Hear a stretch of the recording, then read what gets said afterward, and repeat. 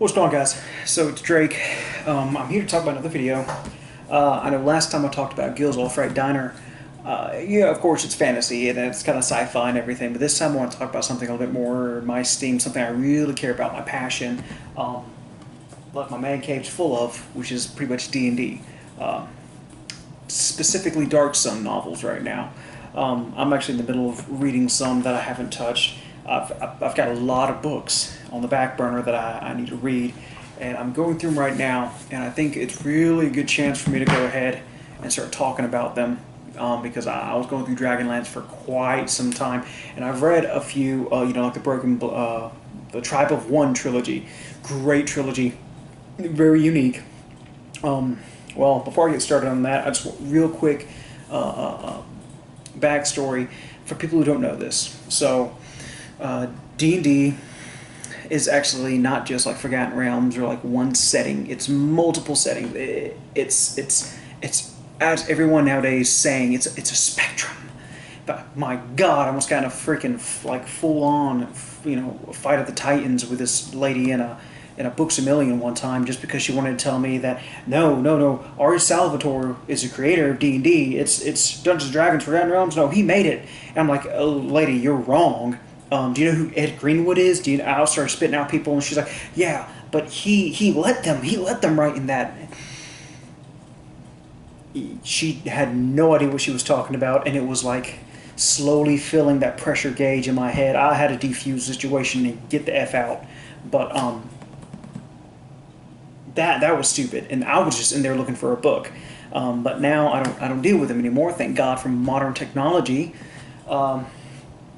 And specifically, the books I'm going to be talking about today is going to be the Prism Pendant series. Now, before I get us going into all these, I want to go ahead and just say, if I mispronounce a name or something, please, for the love of God, don't hold that against me. For anybody who might watch this, which might be just 5 people, maybe even one, a couple times.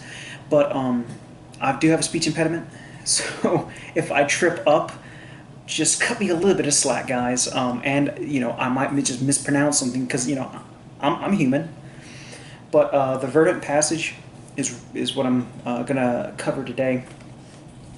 And for people who aren't familiar with Dark Sun, so I think the best way I could really explain this, it's the world itself. It's called Athos, and it has these mages called Defilers. They draw magic from plant life around them. Some use obsidian and stuff like that to draw from actual animals. I'm not going to get into all that. Just a big broad stroke here. So in this region has been just sucked dry of life from these Defilers. And what happens is they destroy land, they desecrate it, and nothing can grow there for like a century. I mean, it's dead, honestly, a void of life. And so a lot of the land out here is just sacked, lifeless.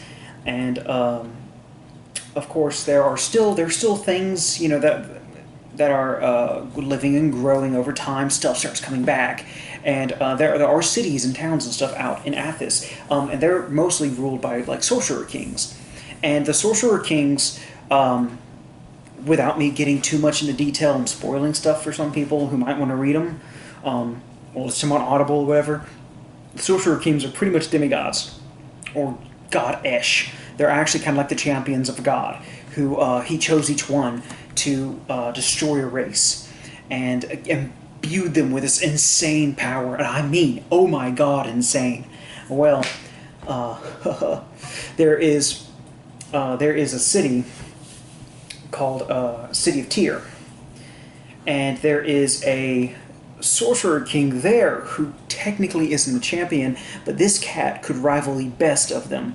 I mean, I think if all the other Sorcerer Kings got together and took this dude on, I think he would probably smoke a couple of them before he got his ass fucking toasted. I mean, he's a badass. Well, he's also power hungry and kind of insane. And he's got this big plot brewing, and that's where we get into this book here, is that Sorcerer King. God, what was his name? Calic. If I'm saying it wrong, don't hit me. So, Calic is, one of the immortal sorcerers. And he's got this big plan. Well, I'll tell you what, since I'm doing a little bit more in-depth review, let me pull this up, and I will actually read to you the description. There it is. Calic, an immortal sorcerer king, whose evil magic has reduced the majestic city of Tyr to a desolate place of dust, blood, and fear. His 1,000-year reign of death is about to end. Banding together to spark a revolution are a maverick statesman, a winsome half-elf slave girl, and a man-dwarf gladiator bred for the arena. But if the people are to be freed, the mismatched trio of steadfast rebels must look into the face of terror and choose between love and life. Oh, beautiful. So here's the thing. Right off the get-go, there is something in a lot of D&D books and novellas and everything that you're probably going to notice. They usually kind of go off of kind of a template. I hate to say that. I love them. I mean it. You should see my room. I've spent thousands and thousands of dollars into books and mainly D&D stuff. But they do kind of go off a template. I hate to say it. Especially the whole Mod Podge of people getting together to go and save the world and plant a flag in the name of justice. Stuff like that. I mean, it's usually the ragtag gang of people that don't really suit each other getting together and going to kick ass, take names, and come back to show them what's what and take on the big baddie. That's kind of how it goes. Whether it's they're in a tavern and something happens in the town and now they got to band together to fight out of the town, or they might meet a couple chapters in, but when they meet, something clicks and they're together. While this book does kind of follow that template, it also kind of it breaks away from it in odd ways, and I'll get to that as well in a second. But for me to explain, I'm only going to cover 3 of the protagonists, and it's going to be if I mess up the name, this is just how I've been pronouncing it in my head. Don't hit me. Aegis, Rikus, and Sadera. So, Sadera is the half-elf slave girl, as it said.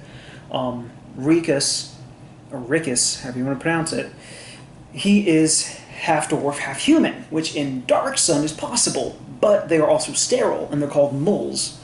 And they're badasses. They are just a mountain of muscle that is like human or taller height, and they're pretty much meant to kick ass. They're bred as fighters. They're not the smartest. They're tough. And then you got Aegis, or Aegis. I pronounce it Aegis. If it's Aegis, tell me in the comments or whatever you want to do. But I personally prefer him in this book over the others. And the reason why I say that is he puts everything on the line when it comes to saving Sadera from slavery, because Rikus is in, he's bred for the arena. He's lived in that his entire life. But this book really shows his gullibility along with his prowess. So, and what I mean by that is he was tricked by a monster that he was fighting in the arena, like outside of it. Like it's a monster, like honest to God monster. Like it's not humanoid or nothing like that at all, and it made its intent very clear, and it still tricked him. It was still able to fool him. Well, while later on in the books, I actually think Rikus, I personally really enjoy him in book 2. Book 2 is great. It's mainly him. While Sadera and Aegis show up in the intro, it's actually Rikus and his other lover. And what I mean by other lover, let me get to that as well. So Sadera was Aegis's and Rikus's lover. Now she in this book might be the most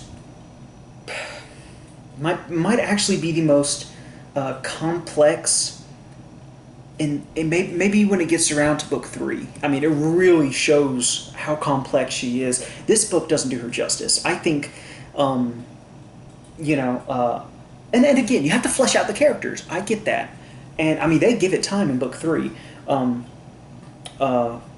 but let me not get off on a different book. I will totally do that.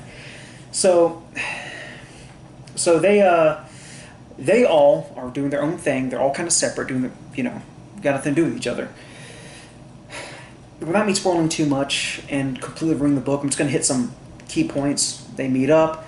Aegis gets Sadera out of there with some of his, not really noble, he's a statesman, his trickery and stuff with his class where he is in society. He's able to kind of manipulate stuff, get her out. And she's out. Rikus breaks out with his lover in the arena, and they go looking for Sadera. Well, needless to say, yada yada yada, they all bump into each other and everything. Well, come to find out, Calic is trying to do something very, very bad, and I'm gonna have to drop a spoiler, so if you don't want to listen, just exit the one guy who's watching us. But he's wanting to become the dragon, which in Dark Sun, the dragon is a being. It's a dragon, but there's an actual dragon, and then the Sorcerer Kings want to become dragons, which are the embodiment of power and magic, and pretty much they're almost unkillable, just about. Even Sorcerer Kings as they are, pretty much almost unkillable, but still. He wants to become, he's mad with power, and he's hungry, and he wants to become the next dragon. He wants to become the dragon. There's already one roaming around, but he wants to be the next. So, he has his whole plan together.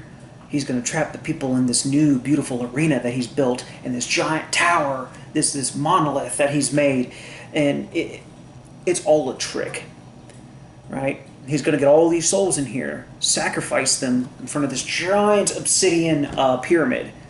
And but in doing so, it's going to evolve him into this. It's going to speed up the process and turn him into the dragon, which usually takes, hundreds of years or more. But and lots of souls, lots and lots and lots of souls. Well, they find out they're going to stop it. To do it, they need a very special weapon. This weapon is made by halflings, which in Dark Sun, and for people who don't really know what a halfling is, Lord of the Rings, the Hobbits, they're halflings. I mean, and actually, if you haven't read the books, you watch the movie. I mean, I think Gandalf even says halfling to him. Like you'll catch it, and you're like, okay. Well, the halflings in Dark Sun aren't really civilized. They're like savages now, but they're also badasses. They're like assassins, super stealthy. They know what they're doing, and they don't live where everyone else lives in this giant dust bowl. They actually live outside of it, in a place where most people don't even know exists, because it's a lot, like even when they got there, they're like, what's that? They have to go past this ridge to get to it, and there's like ice on top of the ridge, and he's pointing, he's like, what's that white stuff up there? They're like, oh, that's ice. And he's like, what? What's that? Because they live in like a barren desert. It's really cool seeing stuff like that happen, and you got the old school scenery like that, and then, it's stuff that we would find mundane and normal, they freak out about. I always enjoy that stuff, especially when he writes it so well. And Troy Denning, the author, he writes it very well. He, unlike Ed Greenwood's a great writer, don't get me wrong, but if you are not used to reading his writing, don't read him, or at least get ready. Expect what you're going into. If you just jump into an actual big-time Ed Greenwood book like the Elminster series, and he starts speaking, thou and thou and shit like that, you're gonna kind of lose interest. Kind of, a lot of people will, especially if that's not what you're expecting. If you're expecting common verbiage, he's not a fan of that. No, he's too good for it. It's Ed Greenwood, man. Well, so they go there, and there's this halfling Nock. Nock makes these badass magical weapons, right? And they need to get, I'm not going to say anything about what happens, but they need to get this spear. He kind of lets them use it, but, he has to return it with something else, too. And I'm not going to say what that is because it'll ruin other books, if y'all interested. If I get y'all into it and y'all all of a sudden say, I just saw this asshole on YouTube talking about a book, and I'm going to go check it out. Go check it out. But, you know, now they have to go back, and maybe they will, maybe they won't fight it, and I'm not going to say much else, but it's a great read. Now, I do want to mention what I was saying earlier about the template style that they use. The template style is a biggie for me. I've been reading books for a long time, just like everybody's been reading for a long time, but I've really put my nose in the grindstone. You know, I've spent those hours where I'm like, I just want to really finish this book so I can get on to my next book.